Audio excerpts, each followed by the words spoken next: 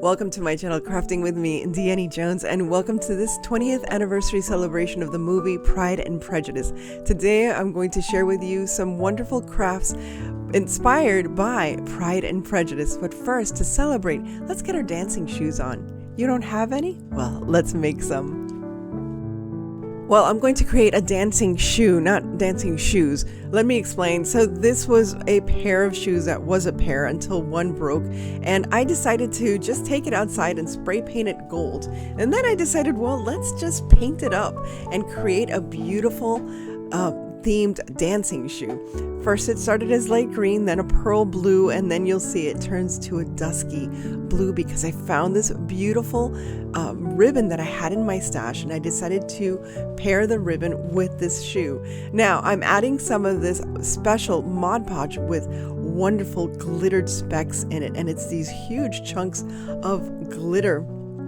It's almost like gold lame or something in the Mod Podge, so it matches perfectly with this ribbon. Now with this ribbon I'm taking, because it's wired, I'm taking one side that I've tied into a knot, and the other side I'm just pulling through just to create this beautiful ruffle that I'm going to add to the shoe. Now again, you can do this with any shoe you like, even with dancing shoes of your own. And if you're preparing for prom, think about, instead of buying another shoe, maybe take one of your old shoes and create something new and beautiful and unique, such as I'm doing here. Now I'm going to just glue this onto the shoe and add some extra embellishment. To make this really stand out, let's add an extra bow just to the back. Now, this might not be period appropriate for the Regency period. It could be more Marie Antoinette-ish, but I think it's a lovely idea. And if you're not going to use it as a shoe, you can also use it as a decoration, and I don't know, keep some pens and pencils in there. Of course, clean out the shoe first, please.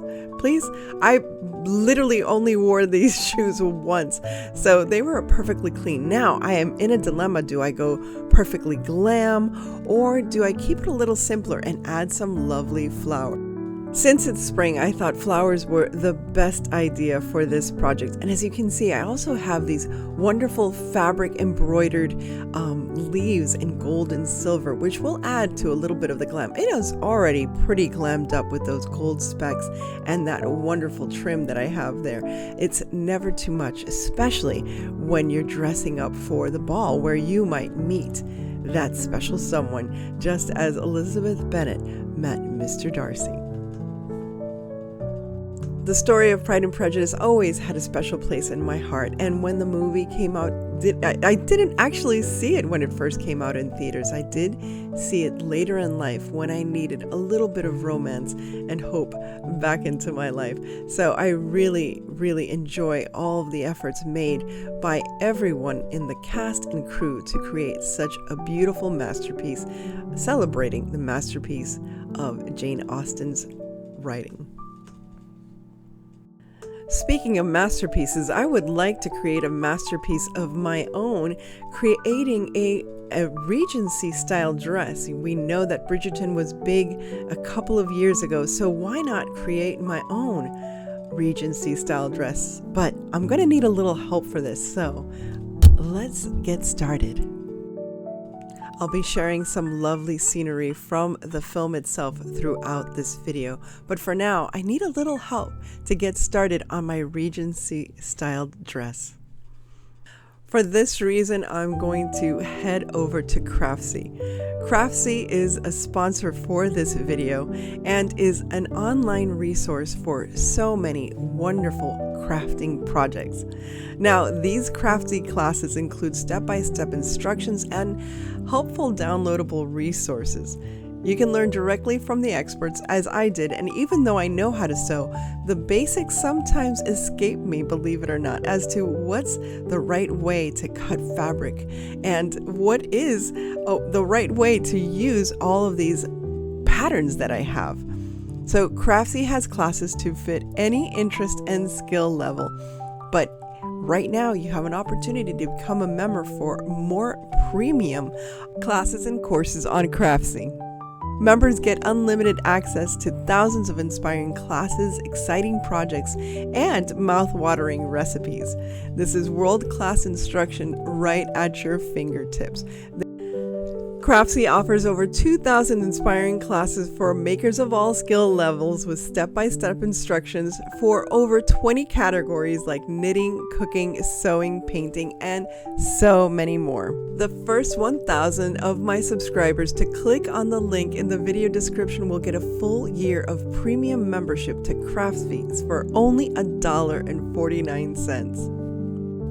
So here's the pattern that I selected, and believe it or not, this pattern is probably as old as the Pride and Prejudice movie itself, so we're celebrating that pattern's 20th anniversary as well. Here is the pattern, and if you've never done any kind of sewing, this might be a little, too much for you, right? But this was an easy pattern, and while I was sewing and while I was following the instructions that are included in the pattern, I was also listening and following to the instructions from Craftsy, especially for beginning sewers. And like I said before, even though I have sewn in the past, it's always been on the run and not proper. So as you can see here, I've properly done my notches as it's instructed in the Craftsy video, so that I know how to properly attach my pieces, all of my sewing pieces from the pattern to each other in the proper way. So this really helped me from creating a lot of mistakes, and I have to say, many times I cut patterns, I don't pay attention as to what I should sew first or second or third, and Craftsy literally made me take the time to really sew this in the proper way. So I'm not going to let you watch all of my process of creating this Regency style dress. You'll just have to wait for the end result so you can see how lovely this dress actually came out. And knowing that I've bought too many fabrics at the Joann clearance, yes, I'm going to be sewing a lot more, especially this summertime. So thanks to Craftsy for being my little helper on the side, and I really love enjoying watching all of the instructors. They do things so clearly and precisely and so easy to follow. So please check out Craftsy and all the information in the links below.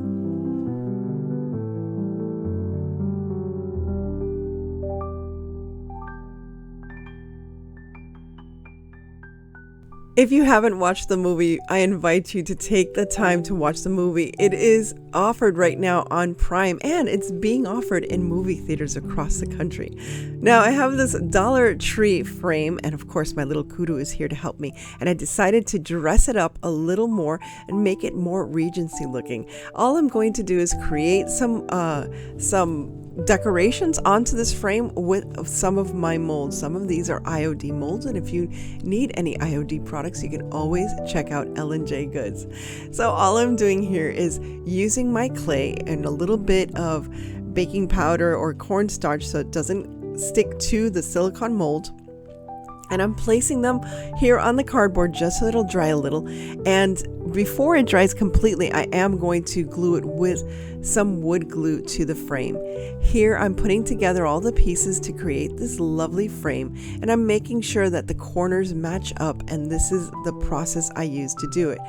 They are layered one on top of the other so that when I cut the two trims, you can see how well they match up. Now, I hate to say this, but there is a little bit of a gap, and I should have tried to close it a little more with some extra clay, but it works just fine. The paint kind of, camouflaged that little separation between the two pieces of clay. If you've never worked with air dry clay before, it's so very easy and so fun. Here I'm going to create a little bit of embellishment for the top archway of the frame itself.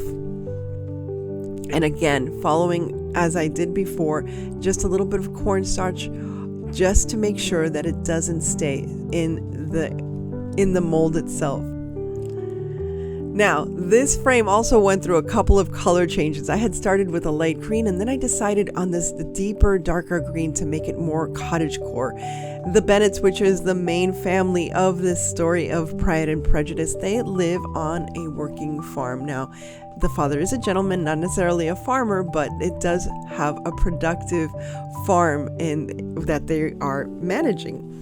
And I thought this would look so lovely in their parlor or their sitting room or what have you whenever they have guests over. Or maybe this is sitting besides Elizabeth Bennet's desk, and maybe it's just a silhouette of Mr. Darcy. But she's not really sure how she feels about Mr. Darcy. I wouldn't either after their first encounter at that dance. But you have to watch the film to see what else happens, as well as the final reveal.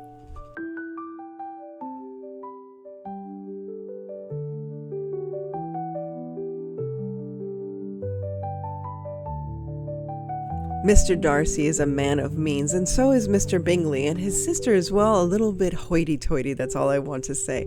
But I thought this would be a lovely little box for Elizabeth Bennet, or Lizzy as she's known, to perhaps hide some of her letters. This is just a box that I had in my stash. It's just a plain wooden box, and I love this beautiful light green color. It's so springy, and to me it screams Regency, but it needs a little more decor. If you know anything about Regency, it's very decorative. So for this project I'm going to use some IOD transfers or inlays. I'm sorry, they're paint inlays, not transfers, and they are just lovely and they work out pretty well. I had tried to get some more inlays to work on this box, but they didn't all stick. I don't know what was happening that day, but no matter, we're going to just create something else with a beautiful stencil and some gold paint to really emphasize the time period in which this would be found.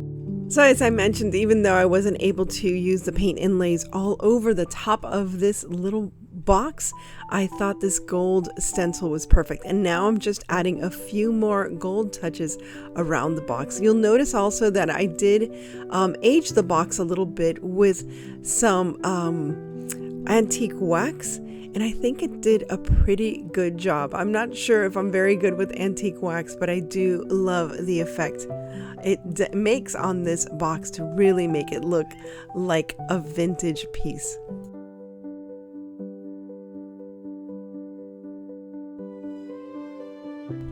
Now, if you're going to visit the beautiful English countryside, you have to make sure you bring a bonnet.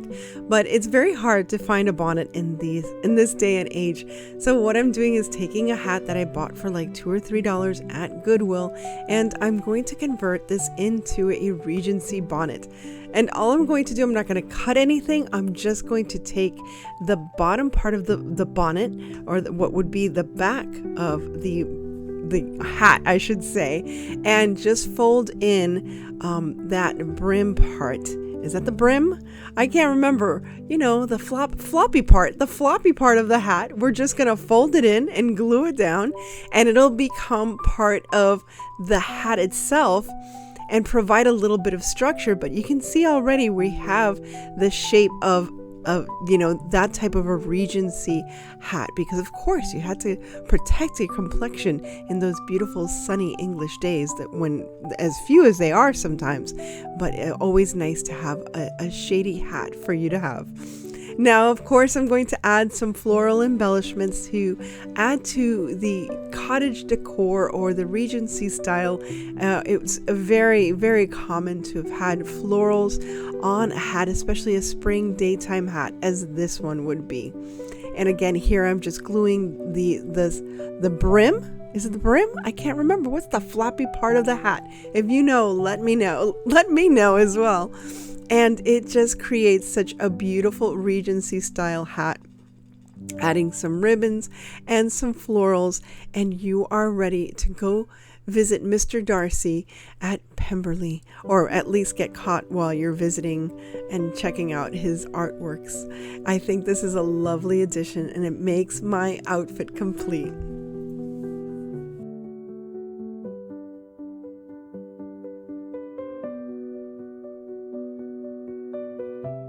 To commemorate this beautiful movie moment, I'm going to create some barrettes, and all I am using are some molds, some silicone molds that I already had in my stash.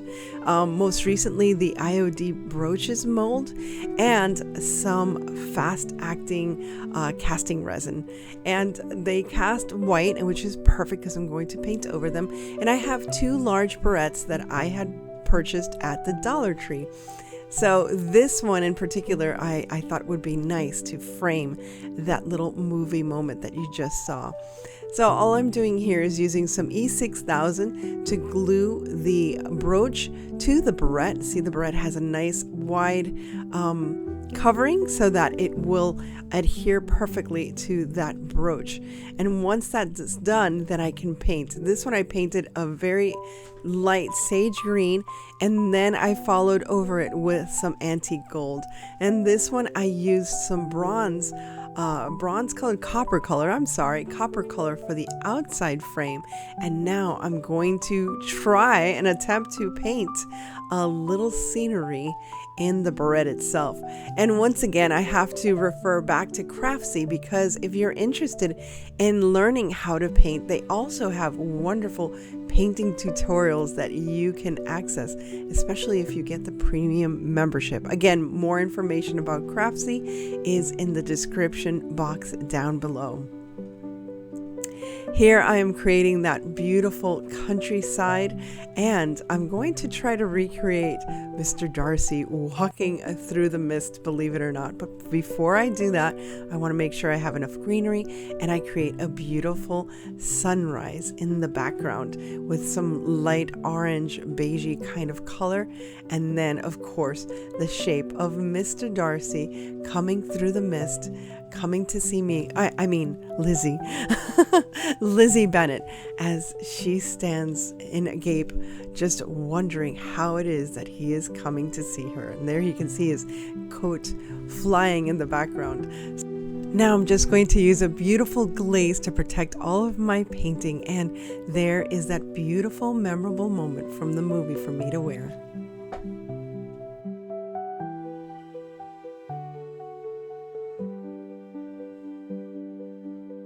I wanted to share with you this beautiful painting that I found in the trash. It's a beautiful, beautiful painting on wood of a child holding a cat in a hat. He's about to dunk it in the bucket, I guess because his mother told him he had to wash the cat before he came inside. However, when I turned this over and I realized, number one, this was painted on wood. This was painted in France. And the date that I can see in the very, very light writing here is 1871. I don't know if you can see that, but what an amazing find. And I just have to find out more about this beautiful painting and restore it to its proper glory.